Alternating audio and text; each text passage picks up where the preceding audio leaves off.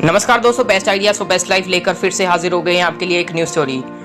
ये story specially उन लोगों के लिए है जो अपनी प्रॉब्लम्स को फेस करने की एबिलिटी को इंप्रूव करना चाहते हैं। चलिए ज्यादा टाइम वेस्ट ना करते हुए शुरू करते हैं आज की स्टोरी को। So let's start. तो एक जंगल में एक हिरनी और उसके दो बच्चे रहते थे। हिरनी अपने बच्चों से बहुत प्यार करती थी और उनका हमेशा ख्याल रखती थी। वो हर रोज नदी पार करके अपने बच्चों के लिए जंगल से अच्छी अच्छी खाने की चीजें जैसे पत्तियां, फल लेके आती थी। हर रोज की ही तरह आज भी हिरनी अपने बच्चों को घर छोड़ के नदी पार करके उनके लिए खाना लाने गई थी। नदी पार करके जब वो जंगल पहुंची तो उसने एक पेड़ के नीचे काफी सारे फल देखे। उन फलों को देख के वो हिरनी बहुत खुश हुई और अच्छे अच्छे फल अपने बच्चों के लिए इकट्ठे करने लगी। जब वो इकट्ठे करके फल लेके जा ही रही थी तब उसने देखा कि नदी का बहाव अचानक बहुत तेज हो चुका है, जिसे वो पार नहीं कर सकती थी। तो उसने कुछ देर वहीं रुकने का सोचा और वो उसी पेड़ के नीचे झाड़ियों में बैठ गई। कुछ ही देर में आसमान में काले बादल छा गए और बिजली चमकने लगी। तभी उस हिरनी को सामने झाड़ियों में कुछ हलचल दिखी।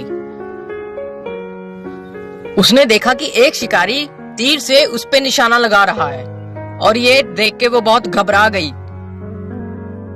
तभी वो हिरनी थोड़ा पीछे आई और झुक के नीचे बैठ गई।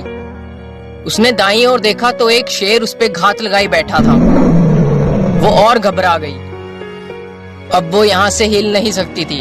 अगर दाईं ओर जाती तो उस पे एक शेर हमला कर देता, अगर बाईं ओर जाती तो एक शिकारी के तीर से मारी जाती।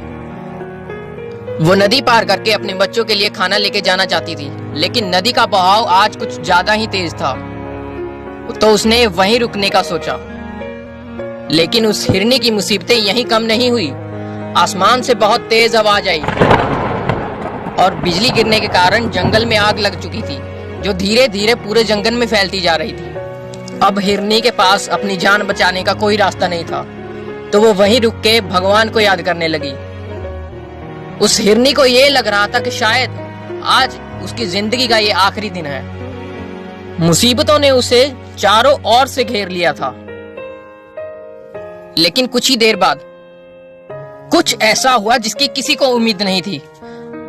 आसमान से बहुत तेज आवाज आई और बिजली की चमक इतनी ज्यादा थी कि उस शिकारी के एकदम आंखों के सामने अंधेरा आ गया और उसे कुछ दिखाई नहीं दिया। जब उसने तीर चलाया तो उस तीर जाके सीधा शेर को लगा और शेर वहीं घायल हो गया। घायल शेर वहां से लंगड़ाते हुए चला गया और तभी बहुत तेज बारिश शुरू हो गई। जो जंगल में आग लगी हुई थी वो बारिश के कारण धीरे धीरे बुझ गई और हिरनी अब थोड़ा अच्छा महसूस करने लगी थी। कुछ ही देर के बाद वो बारिश पूरी तरह खत्म हो चुकी थी और नदी का बहाव भी धीरे धीरे कम होता चला गया। तभी मौका देके उस हिरनी ने नदी पार की।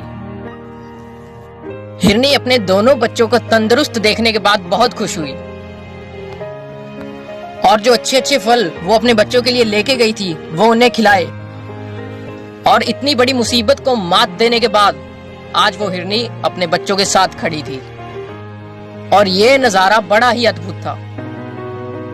तो इसी के साथ ये कहानी यहीं खत्म हो जाती है, लेकिन जाते जाते ये कहानी हमें बहुत बड़ी सीख दे जाती है। ये कहानी हमें सिखाती है कि जिंदगी में कोई ना कोई ऐसी सिचुएशन जरूर आती है जहां पर हम इंसान चारों ओर से प्रॉब्लम से घिरे होते हैं, लेकिन तब उस प्रॉब्लम को कैसे फेस करना है, कैसे उस सिचुएशन में हमें पेशेंस के साथ उसे हैंडल करना है, यही हमको ये स्टोरी सिखाती है। तो अब वक्त आ गया आपसे अलविदा लेने का।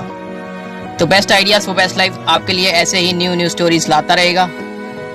तो मिलते हैं आपको अगली स्टोरी में। तब तक के लिए जय हिंद, जय भारत।